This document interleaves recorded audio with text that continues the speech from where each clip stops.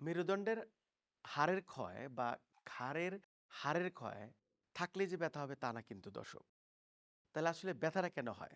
আমরা যখন এক্স-রে করে দেখি বা এমআরআই দেখি ২ টা হাড়ের মাঝে যে ফাঁকা থাকে সেটা চেপে গেছে, হাড় ক্ষয় গেছে, হাড় বেড়ে গেছে, লিপিং হইছে অথবা সরে গেছে। গবেষণায় দেখা গেছে হাড় ক্ষয় গেলেই কিন্তু ব্যথা হয় না। তবে এর একটা ফ্যাক্টর। ফ্যাক্টরটা কি দর্শক? যারা উপর হয়ে ঘুমায় তাদের ঘাড় ব্যথা বেশি হয়। যারা টেবিলে বসে এরকম কুঁজো হয়ে কাজ করে তাদের ঘাড় ব্যথা বেশি হয়। বর্তমান প্রেক্ষাপটে যারা মোবাইল অপারেট বেশি করে তাদের ঘাড় ব্যথা বেশি হয়। তার মানে ঘাড়ের হাড় ক্ষয় হইলেই কিন্তু ব্যথা হবে তা না। ডিপেন্ড করতেছে আপনি ঘাড়টাকে কিভাবে ব্যবহার করতেছেন সেটার উপরে। তার মানে আপনার ঘাড়ের পিছনে, সামনে বা সাইডে কতটুকু স্ট্রেস পড়তেছে সেটার উপর ডিপেন্ড করবে আপনার ব্যথা হচ্ছে কিনা। অতএব এখন থেকে সিরিয়াস হন। এইভাবে বসবেন। ঠিক এইভাবে বসবেন। দেখেন এইভাবে। ১ ঘন্টা পর উঠে দাঁড়ান। সারাদিনে ৩ থেকে ৪ লিটার পানি খান। আশা করি সুস্থ হবেন।